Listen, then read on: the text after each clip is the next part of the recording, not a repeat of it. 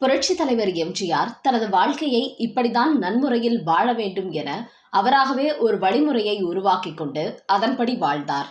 அதேபோல சினிமாவிலும் அதன் பிறகு அரசியலிலும் நுழைந்த போதிலும் அந்த வழிமுறையை தவறாமல் கடைபிடித்தவர். தனது படங்களிலும் அவற்றை தொடர்ந்து இடம்பெற செய்தார். குறிப்பாக பாடல்கள் மூலம் மக்களுக்கு நல்ல விஷயத்தை சொல்ல வேண்டும் என்பதில் உறுதியாக இருந்தார்.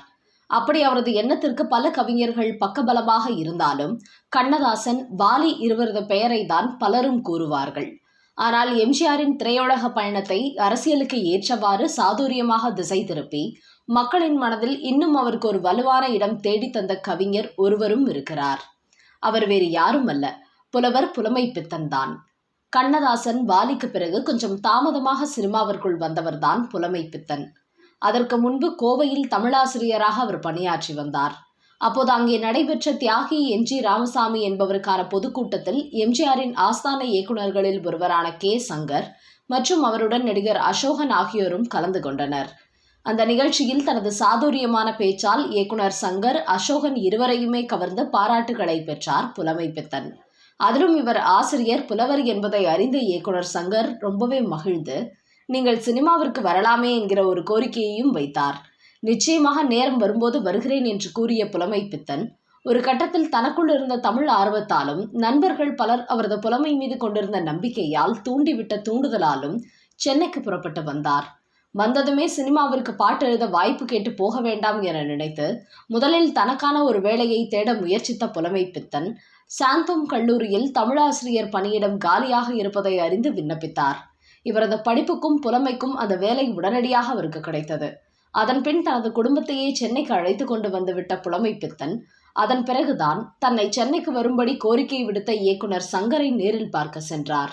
புலமை பித்தனை பார்த்ததும் அடையாளம் கண்டு கொண்ட சங்கர் அதன் பின் வந்த நாட்களில் அவருடன் அடிக்கடி தமிழ் இலக்கியம் குறித்து உரையாடுவதை வழக்கமாக கொண்டிருந்தார். அப்போது அவர் சிவாஜியை வைத்து ஆண்டவன் கட்டளை என்கிற படத்தை இயக்கி வந்தார். அந்த படத்தில் ஒரு பாடல் எழுத அவருக்கு வாய்ப்பு கொடுத்தார். ஆனால் அதை இசையமைத்து பார்த்தபோது சினிமாவுக்கான பாடலாக அது இல்லாமல் இருந்தது. அதனால் சினிமாவிற்கான பாடலை எழுதும் முயற்சியில் ஈடுபட்ட புலமை பித்தனுக்கு அதன் பிறகு எம்ஜிஆரை வைத்து தான் இயக்கிய கலங்கரை விளக்கம் படத்திலும் பாடல் எழுதும் வாய்ப்பை தந்தார் இயக்குனர் கே. சங்கர். இப்போது சினிமாவுக்கு ஏற்றபடி புரட்சி தலைவர் எம்ஜிஆருக்கும் ஏற்றபடி அவர் பாடல் எழுதியிருந்தார். இயக்குனர் சங்கருக்கு அந்த பாடல் பிடித்திருந்தாலும் படத்தின் நீளம் கருதி காட்சிகளை துண்டித்த போது அந்த பாடல் படத்தில் இடம்பெறாமல் போய்விட்டது. இப்படி தான் எழுதிய 2 பாடல்களும் படங்களில் இடம்பெறாமல் போய்விட்டதே என வருத்தத்தில் இருந்த புலமை பித்தனை அழைத்து ஆறுதல் படுத்திய இயக்குனர் சங்கர் அடுத்ததாக மீண்டும் எம்ஜிஆரை வைத்து தான் இயக்கிய குடியிருந்த கோவில் படத்திற்கு நீங்கள் ஒரு பாடல் எழுதி தர வேண்டும் என்று சொன்னதும் புலமை பித்தனுக்கு உற்சாகம் பிறந்தது. கதைப்படி படத்தில் 2 எம்ஜிஆர், அதில் ஒரு எம்ஜிஆர் சிறையில் இருப்பார். அவருக்கு தான் யார் என்பதை மறந்துவிடும். அந்த நிலையில் அவர் தன்னை யார் என்று கேள்வி கேட்டுக்கொள்வது போலவும் அதே சமயம் கொஞ்சம் தத்துவமாக இருக்கும் விதமாகவும் இந்த பாடலை எழுதி வாருங்கள் என்று கோரினார் இயக்குனர் சங்கர்.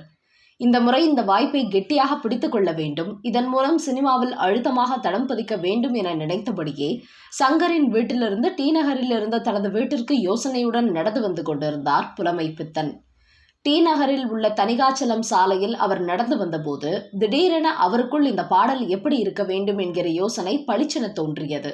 வீடு செல்வதற்குள் அந்த வரிகள் மறந்துவிடக் கூடாதே என்று நினைத்த புலமை பித்தன் அங்கே தேடிய போது தெருவோரத்தில் ஒரு பழைய துண்டு பிரசுரம் ஒன்று கிடந்தது.